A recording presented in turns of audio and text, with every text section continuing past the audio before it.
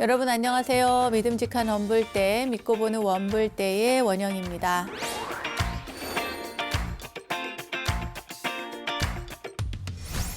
가끔 저희 청룡함에 오는 불자님들 가운데 이런 질문이랄까요? 고민을 또 이야기하시는 분들도 계십니다. 뭐냐면요. 스님, 마음이 산란해서 집중도 좀 잘 안 되고 공부도 잘 안 되고 수행도 안 되고 어떻게 살아가야 할지 잘 모르겠습니다. 라고요. 글쎄요. 우리들 마음이 산란한 이유는 무엇 때문일까요?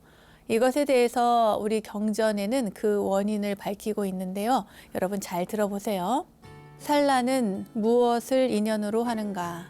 마음은 집착으로 인해 산란하게 된다. 집착은 무엇을 인연으로 하는가? 나라는 소견으로 인해 집착이 생긴다. 나라는 소견은 무엇을 인연으로 하는가? 기뻐함과 탐함으로 인해 나라는 소견이 생긴다. 기뻐함과 탐함은 무엇을 인연으로 하는가? 결정하지 못함으로 인해 만족이 없다. 결정하지 못함은 무엇을 인연으로 하는가? 얻을 바가 있음으로 인해 결정하지 못한다. 네, 마음이 산란한 이유에 대해서 불설대생의경에서는 그 원인을 제대로 이렇게 말씀을 해주시고 계신데요. 우리 육체의 세포는 매 순간마다 생성하고 또 소멸한다고 하죠. 우리의 정신적인 활동도 마찬가지입니다. 지금의 나는 또 몇 초 전의 내가 아니고 또 몇 초 후에 나는 또 지금의 나가 아닌 것이죠. 매 순간 일어나는 탐진치, 이 삼독의 마음에 빠져서 마음의 고삐를 제대로 잡지 못한다면 우리가 구하는 진정한 마음의 행복과 자유는 결코 얻어질 수 없을 겁니다. 올바른 수행으로 마음의 고삐를 능숙하게 다룰 수 있는 멋진 원불대 가족들이 되셨으면 좋겠습니다. 자, 삶의 참된 지혜를 깨달아가는 시간, 오늘도 행복한 불교 공부 즐겁게 시작해 보겠습니다. 여러분, 어서 모이세요.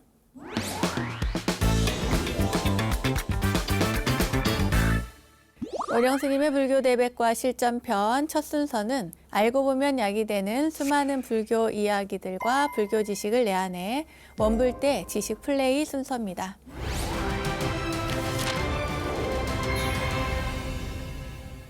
직지인심, 견성성불이라는 말 여러분들도 들어보셨죠? 직지인심, 견성성불. 직지인심은 곧바로 사람의 마음을 가리킨다는 뜻입니다.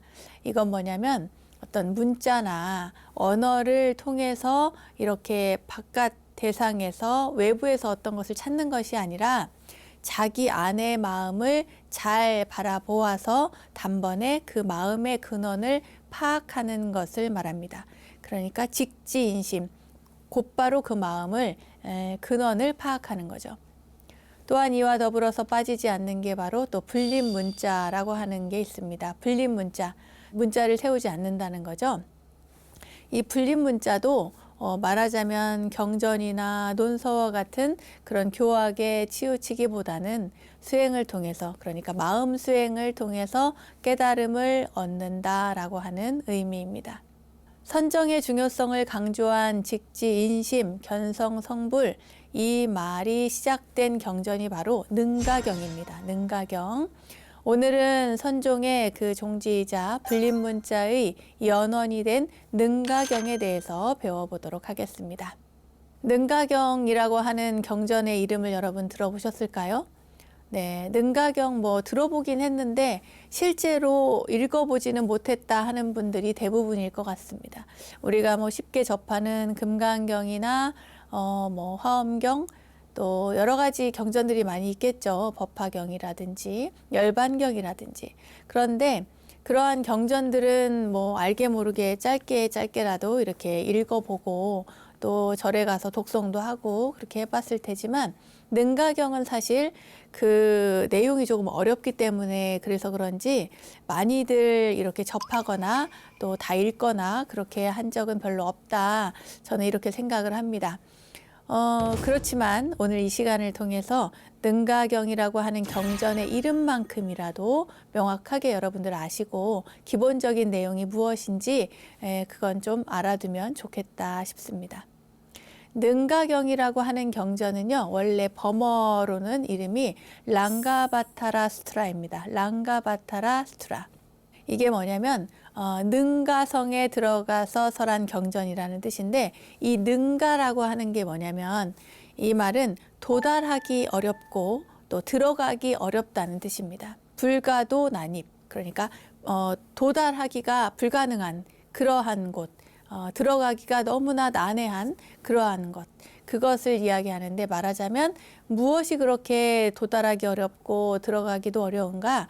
말하자면 부처님의 심오한 그 경지는 도달하기가 어렵다. 이것을 상징적으로 바꾸어 놓은 것이 바로 능가경입니다.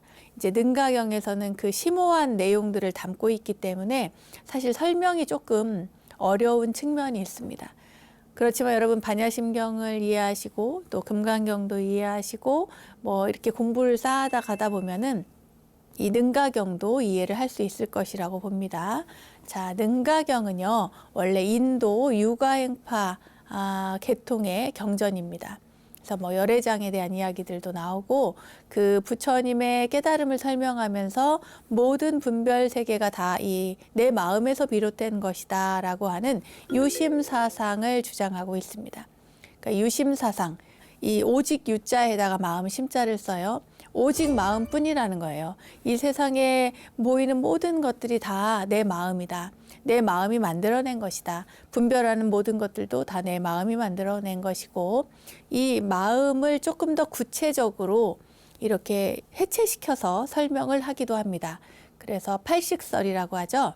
아래아식이라든지 이제 마음을 이렇게 꿰뚫어 보면은 그 근본에 무엇이 있다라고 하는 그러한 마음에 대한 분석이라든지, 아니면 또 마음이 모든 것을 부처님의 어떤 성품이나 부처가 될 어떤 자질, 그 씨앗, 이 모든 것들을 갖추고 있다, 감추고 있다. 이래서 열애장 사상, 그리고 그 깨달음에 이르도록 하는 어떤 수행론 등등 많은 것들이 이 안에 담겨져 있습니다.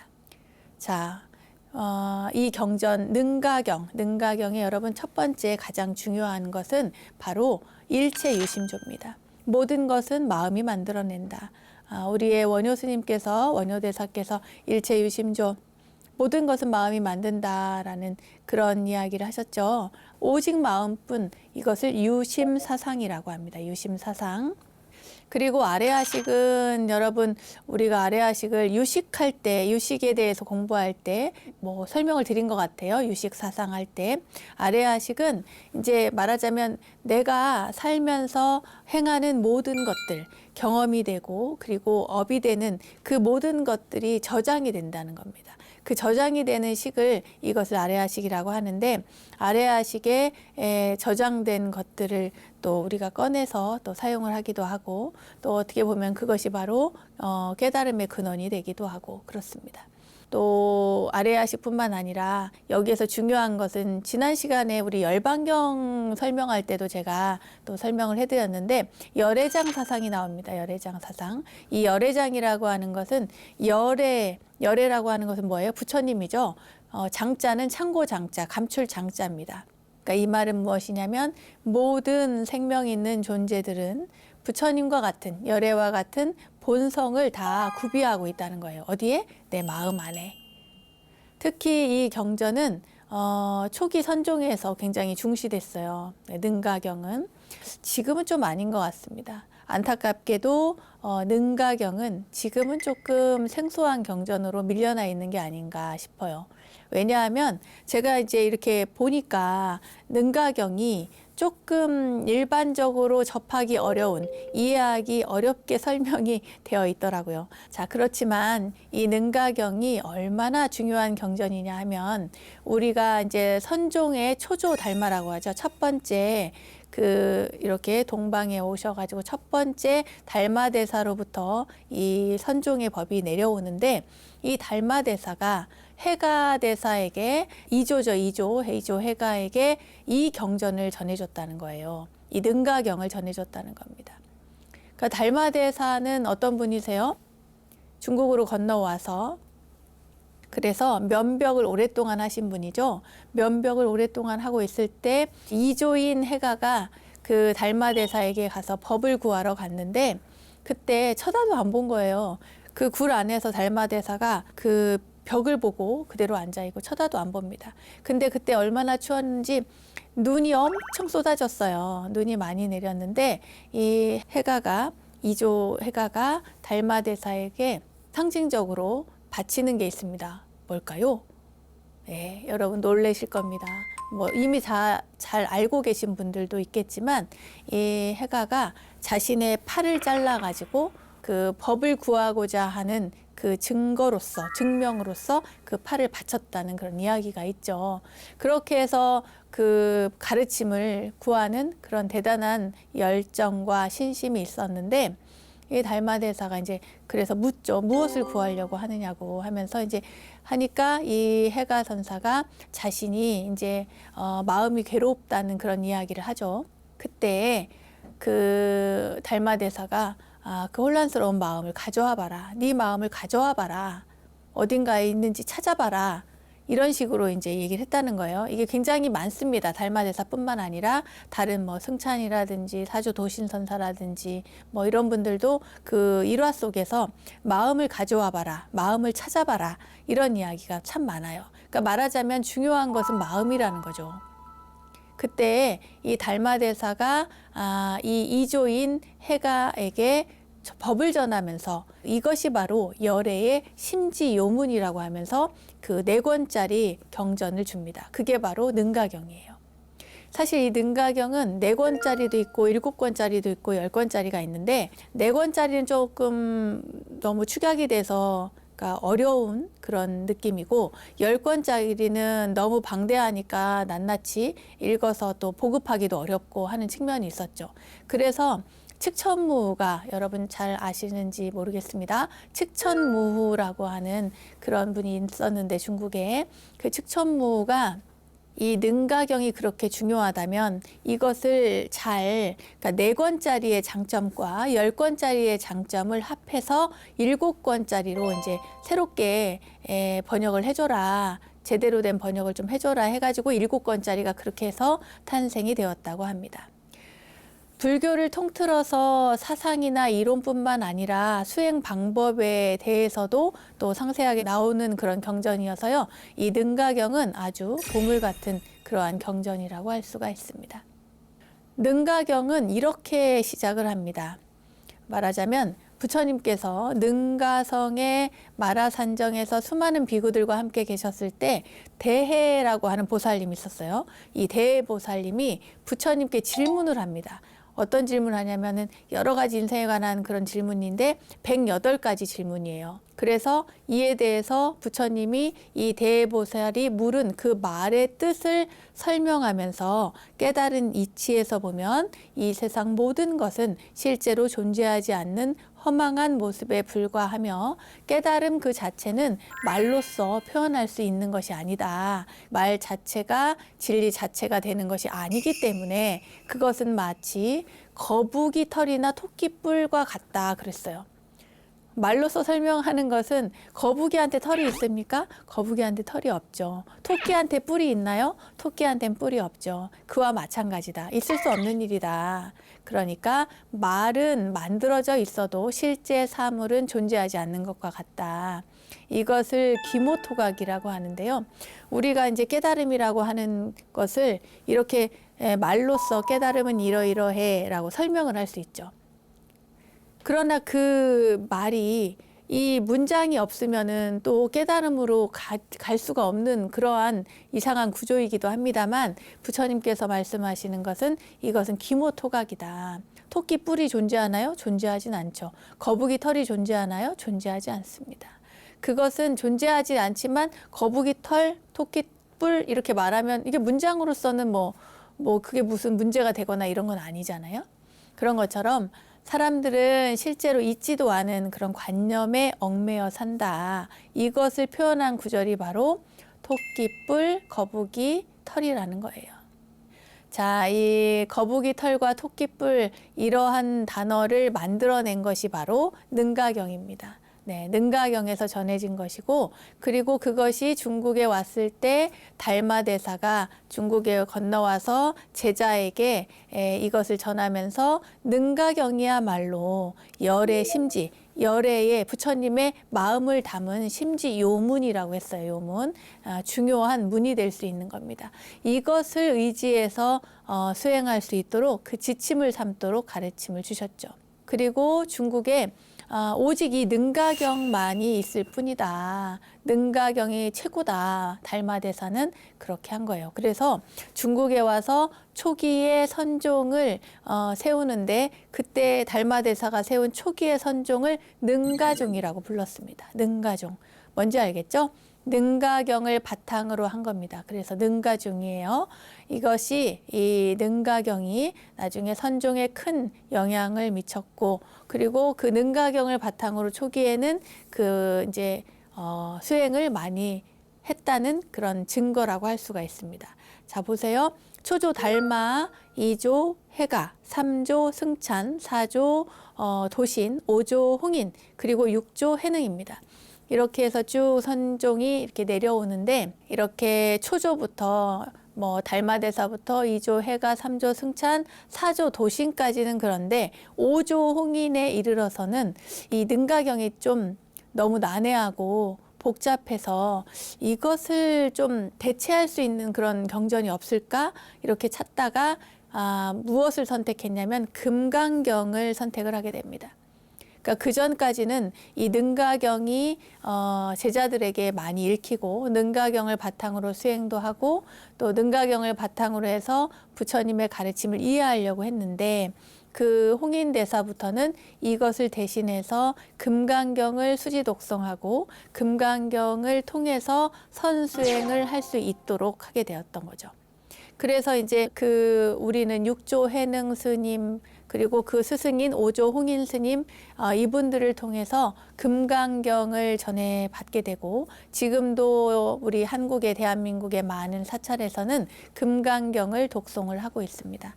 자, 그럼 능가경으로 다시 돌아가서 다시 한번 볼까요? 능가경에서 중요하게 보는 그런 교의 중에 하나는 바로 열애장, 장식에 대한 설명입니다.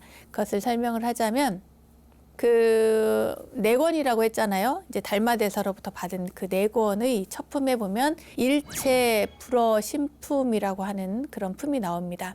그 품에는 모든 부처님의 말씀이 결국에는 마음에 대해서 말하는 것이라고 하면서 일체 현상을 낳는 그런 어떤 신비로운 어떤 마음에서 정말 중요한 곳, 그 마음에서 나오는 그것을 바로 장식이라고 이야기를 합니다.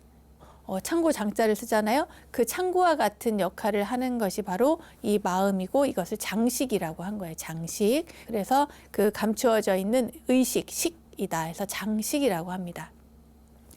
모든 것은 이 바로 장식이 나타나게 하는 어떤 현상에 불과하다는 것이죠.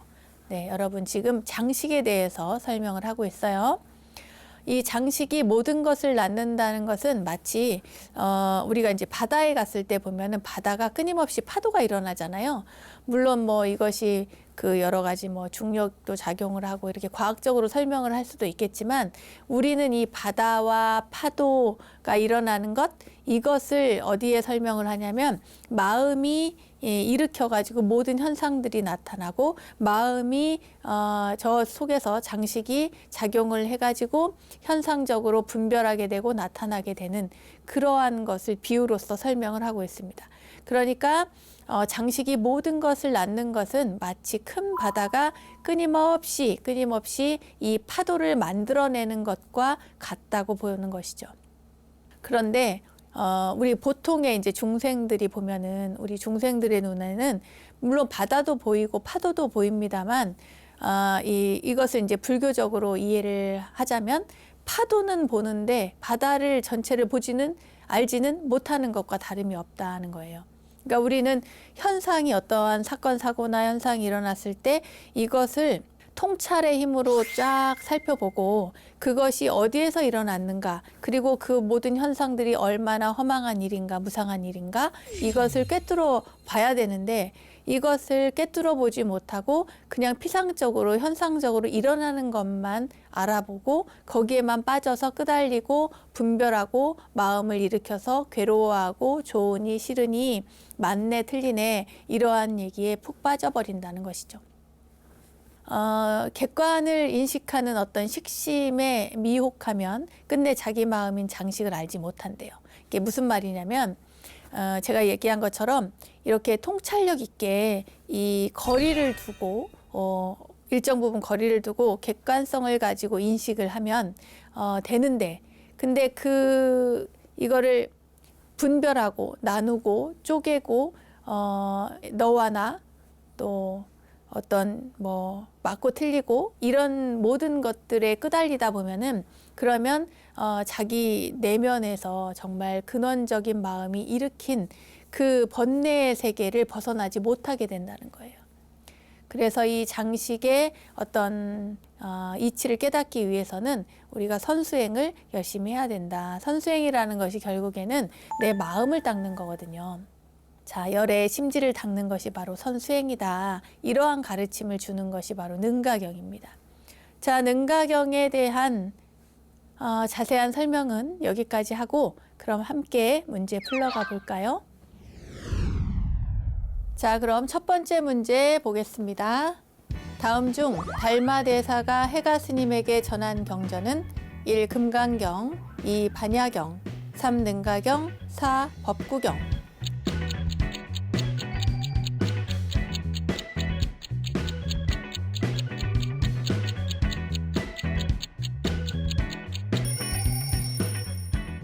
정답은 3번 능가경입니다. 제가 오늘 여러 번 강조해서 말씀드렸죠. 달마대사가 이조 해가에게 전한, 해가 스님에게 전한 경전은 능가경입니다.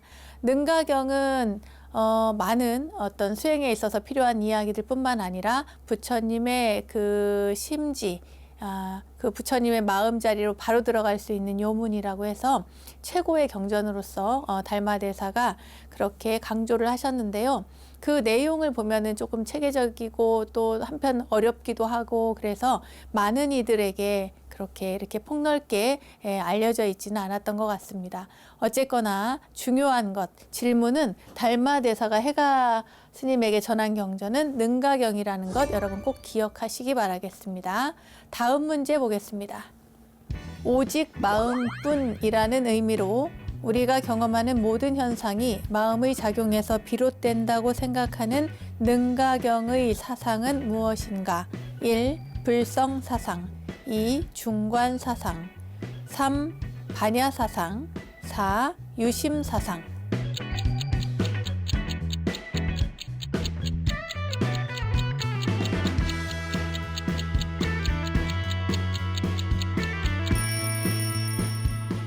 정답은 4번, 네, 유심사상입니다. 오직 마음뿐이라는 거예요. 네, 여러분 다른 것은 뭐 그렇다 치지만 그 어떠한 내용이다, 이 경전에서는 무엇을 강조한다 이랬을 때고 한 가지만 기억을 하시면 됩니다. 능가경에서 강조하는 것은 오직 마음뿐입니다. 오직 유자에다가 그 마음 심자, 유심사상. 오직 마음뿐이다. 그래서 일체 유심조라는 얘기를 많이 하잖아요. 네, 오직 마음뿐, 어디 능가경에서는 오직 마음뿐이다. 이렇게 이야기를 하고 있습니다. 모든 현상, 모든 작용은 다 마음에서 일어나기 때문이죠. 네, 다음 문제 보겠습니다. 능가경에서는 모든 중생의 마음에 자성청정한 부처의 성품이 내재한다고 말한다. 이러한 사상을 무엇이라 하는가? 1. 공사상, 2. 열애장 사상, 3. 화엄 사상, 4. 미륵 사상.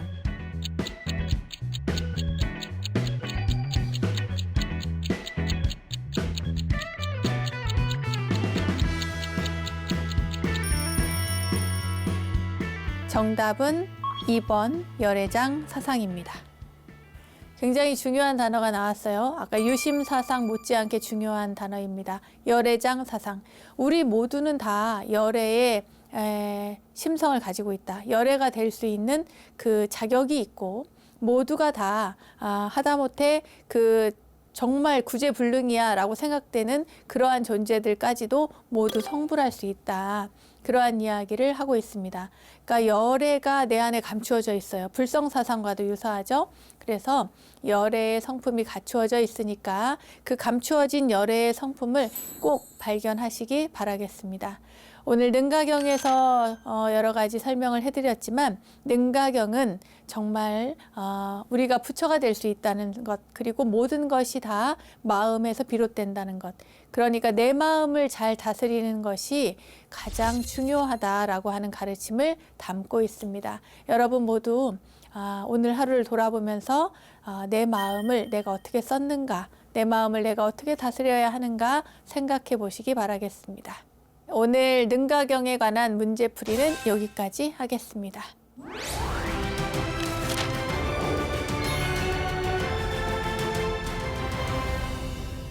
우리들 인생길에 마주한 이야기 하나로 삶을 향기롭게 만들어가는 시간, 마음 훈련의 시간 불문입니다. 여러분 꿈을 혹시 자주 꾸시나요? 밤새 꿈나라를 헤매다가 잠에서 깨서 도대체 이건 무슨 꿈일까 하고 검색을 해보면서 혹여나 불길한 꿈이라는 해몽이 나오면 하루 종일 꿈에 얽매여서 불안한 하루를 보냈던 그런 경험이 아마 다들 있으실 겁니다. 저도 그러거든요. 저도 가끔 이제 꿈을 꾸는데 이상한 꿈을 꿨다 그러면 이게 뭔 꿈이지 하고 검색을 또 해보고 그렇습니다. 그 꿈에 그렇다고 해서 하루가 망가지거나 하루가 좋거나 이러진 않습니다만 그래도 이게 내 속에서 알려주는 꿈이니까 이것이 무슨 뜻이지 하고 이제 해몽을 할 때가 있어요.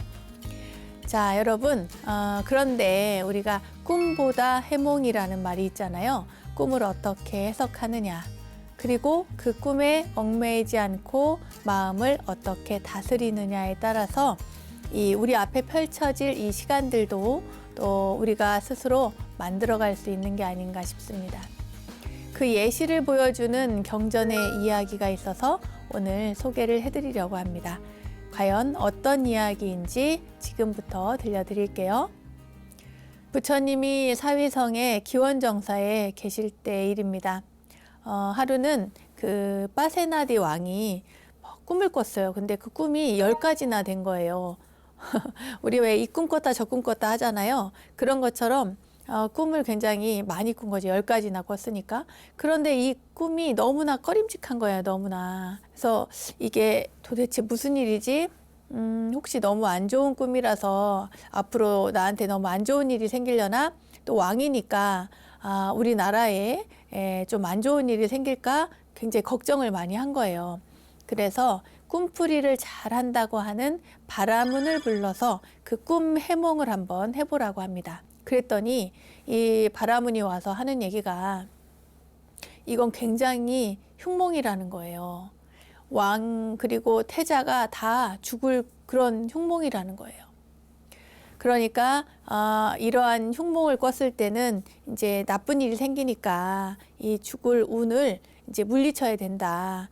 그래서 이것을 물리치려면 왕께서 왕비랑 시자랑 그리고 또 그 신하들, 대신들을 죽여서 하늘에 제사를 해야 된다는 거예요. 그리고 또 그 왕이 가진, 빠세나디 왕이 가진 그런 여러 가지 진귀한 보물들을 다 가져다가 다 태워버리라는 거예요. 그래서 이 이야기를 듣고 왕이 너무나 놀랐죠. 자기가 죽게 생겼는데 그 꿈 해몽에 의하면 자기가 죽지 않으려면 아내도 죽여야 되고 시자도 죽여야 되고 대신도 죽여야 되고 자기가 가지고 있는 모든 보물도 다 태워야 되고, 그러니까 이 이야기를 들으니까 그 꿈을 꾼 것보다 더 큰 근심이 된 거죠. 그래서 사당에 들어가 가지고 이제 앉아서 걱정을 많이 합니다. 그때 말리카 부인이 찾아옵니다. 그 왕비가 찾아와 가지고 이제 얘기를 하는 거예요. 뭐라고 하냐면 그러지 마시고 그 바라문의 얘기만 듣고 그러지 마시고 부처님을 찾아가서 그 꿈이 무엇인지 다시 한번 부처님께 여쭈어 보자고 그렇게 이야기를 하는 거예요. 이제 가만히 생각해 보니까 그럴듯하잖아요. 그렇지, 부처님께 여쭤봐야지 그런 생각이 들어서 이 파세나데 왕이 그 왕비의 말을 대로 부처님을 찾아가서 자신이 꾼 꿈을 다 이야기합니다. 그러니까 부처님께서 그 얘기를 다 들으시고 10가지 흉몽에 대해서 해몽을 해주셨어요. 어떻게 해주셨냐면 그것은 대왕이 앞으로 어떻게 해야 할지를 미리 꿈으로 나타낸 것입니다. 꿈에서 첫 번째로 본 거, 그러니까 흉몽의 내용이에요. 가마솥이 3개가 있는데 2개는 가득 차고 가운데 것은 비었다는 그러한 꿈을 꿨어요. 그것은 후세 사람들이 빈궁한 일을 구제하지 않고 부모를 봉양하지 않아서 생긴 것이니 그것을 바로잡으라는 것입니다. 이렇게 이야기를 하셨어요. 10가지 중에 첫 번째입니다, 이게. 그러니까 솥이 3개인데 2개는 차고 하나는 비었다는 거예요, 가운데. 그 꿈은 나중에 사람들이 어려운 이웃을 돕지 않는 것이니까 그것을 바로잡으라는 얘기였고, 두 번째는 어떤 꿈이냐면 말이 입으로도 먹고 또 뭐 엉덩이로도 먹는 그런 꿈을 꿨다는 거예요.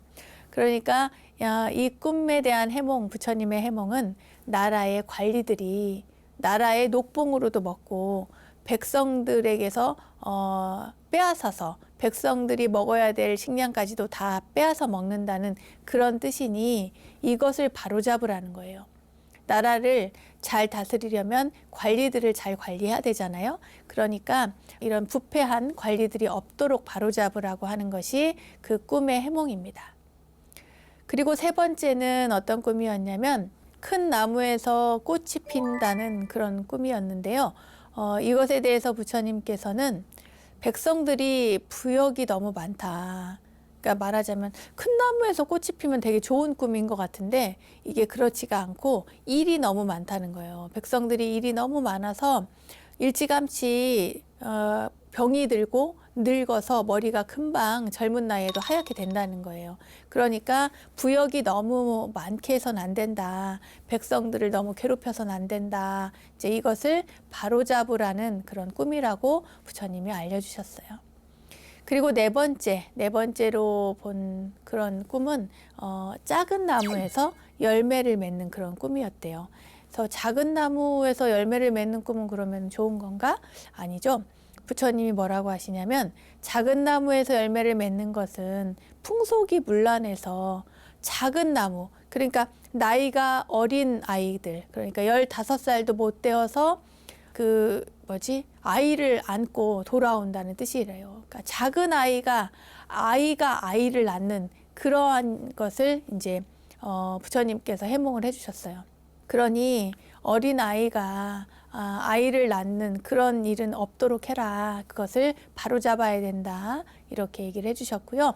5번째 꿈은 뭐냐면 어떤 사람이 밧줄을 끌고 가는데 뒤에 남은 염소가 그 밧줄을 먹더라는 거예요. 이렇게 염소를 이렇게 끌고 이렇게 오잖아요. 그런데 염소가 그 밧줄을 먹는 그런 꿈이었대요. 이것은 그 남편이 뭐 멀리 이제 장사를 하러 갔거나 아니면 이제 그 전쟁에 나가게 됐는데 아내가 그 남편의 제물로서 먹고 살면서 바람도 피우고 이러면서 부끄러워할 줄 모른다는 그런 뜻이라는 거예요. 그러니까 이것을 바로잡으라고 이야기를 해줍니다. 그리고 6번째는 여우가 그 금으로 된 평상에 앉아서 금 그릇에다가 밥을 먹더라는 거예요, 꿈에. 그러니까 이제 이것은 지위를 가져서는 안 되는 사람이, 그러니까 그 어떠한 인격이나 성품이나 이런 상황이 되지 못하는 사람이 귀한 사람이 되어서 호사를 누린다는 뜻이라는 거예요. 그러니까 그런 것을 누릴 만한 사람이 누려야 되는데 그렇지 못한 사람이 그것을 누리니까, 예를 들어서 뭐 산적이나 도둑질하거나 이런 사람들이 남의 물건을 훔쳐다가 그렇게 호사를 누릴 수 있다는 뜻이 되겠죠. 그러니 이것을 바로잡으라고 이야기합니다. 그리고 7번째는 큰 소가 도리어 그 새끼 송아지에 젖을 빠는 그런 꿈을 꿨다는 거예요. 그러니까 이거는 뭐 얘기만으로도 굉장히 안 좋은 꿈인 것 같죠. 부처님께서 뭐라고 말씀을 하셨냐면 부모가 자식을 이제 말하자면 중매해가지고 다른 사람한테 이제 말하자면 좋아하는 사람에게 보내야 되는데 부잣집에 보낸다거나 이제 말하자면 이렇게 마치 자식을 파는 것처럼 그렇게 해가지고 살게 하는, 그리고 자신은 호의호식하는 그것을 해몽을 해주셨어요. 그런 식으로. 그래서 부처님께서 이렇게 해몽을 해주면서 그 자식에 대한 어떤 부모의 마음, 이것을 그러니까 이제 예의라든지 범절이라든지 이런 것들뿐만 아니라 그 풍속이 무너졌으니까 이것을 바로잡으라는 그러한 뜻에서 해몽을 해주십니다. 그리고 8번째는 검은색 소떼, 검은 소떼가 사방에서 몰려와서 울부짖고 싸우고 이제 난잡하게 구는 그러한 꿈을 이제 듣고는 부처님께서 해몽을 해주는데, 이것은 왕이나 대신이나 백성들이 나라의 법을 제대로 지키지 않고, 그리고 서로 다투고 또 충성하는 것도 없고 효도하는 마음도 없고 부끄러워하는 마음도 없으니까 이렇게 해서는 나라를 망치게 되니 이들을 잘 바로잡으라고 부처님께서 이야기를 해주십니다. 그리고 9번째예요. 9번째 꿈은 큰 봇물이 복파는 흐리고 사방은 맑은 그런 꿈을 꿨대요. 그러니까 이제 물이 이렇게 흘러가는데 이제 물이 보면은 가운데가 깊잖아요. 그러니까 가운데 물이 맑고 이제 맑아 보이고 깊어 보이고 해야 되는데, 어떻게 된 것이 가운데 물은 너무나 탁하고 흐리고 막 더러워 보이고 가에만 맑게 보이는 그런 꿈을 꿨다는 거예요.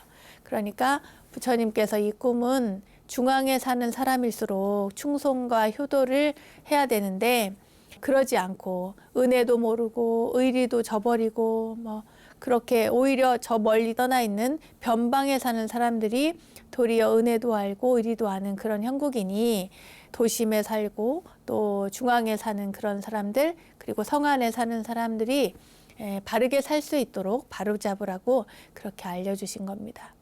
그리고 이제 마지막이에요. 10번째. 10번째 꿈은 뭐였냐면 개울물이 빨갛게 흐르는 그런 꿈을 꿨대요. 그러니까 이것에 대해서 부처님은 왕들이 자기 나라에는 만족을 하지 못하고 군사를 일으켜서 서로 싸워가지고 이웃 나라도 침공하고 막 이렇게 많은 이들이 피를 흘리는 그런 꿈이니까 전쟁을 한다거나 그렇게 하지 말고 평화롭게 살아라, 화합하면서 살아야 된다라고 하는 그러한 해몽을 해주셨습니다.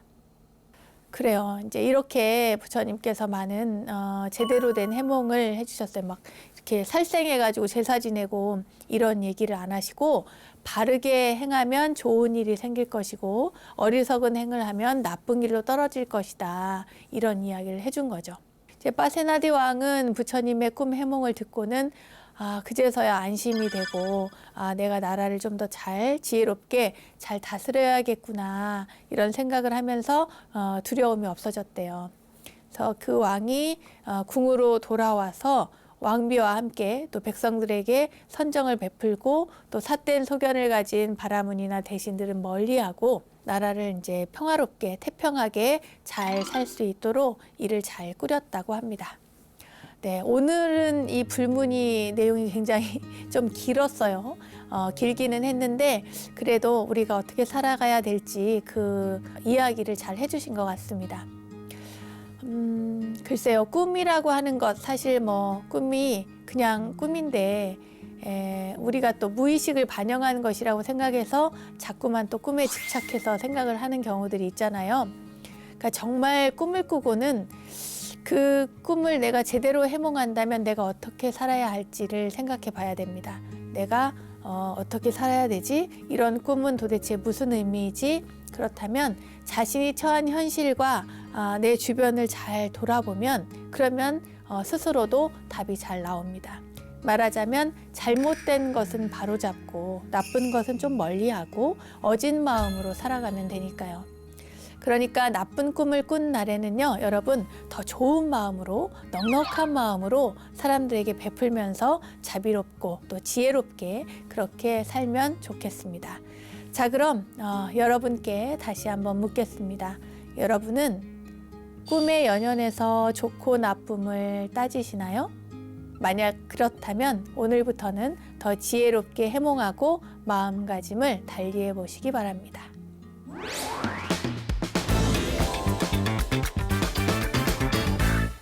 부처님의 가르침을 실생활에 적용할 수 있도록 친절하게 설명해 드리고 있는 원영스님의 불교 대백과, 오늘은 한눈에 보는 경전 시리즈를 주제로 능가경에 대해서 공부해 봤고요. 증일아함경에 담긴 부처님의 해몽 이야기도 해드렸습니다. 자, 알매지혜가 가득한 시간 원불대, 오늘은 여기까지입니다. 원불대와 함께 불교 공부는 물론 삶의 지혜를 찾는 시간 만들어 가시기 바라고요. 공부하는 원불대, 수행하는 원불대 여기서 마치겠습니다. 다음 시간에 또 만나요. 감사합니다.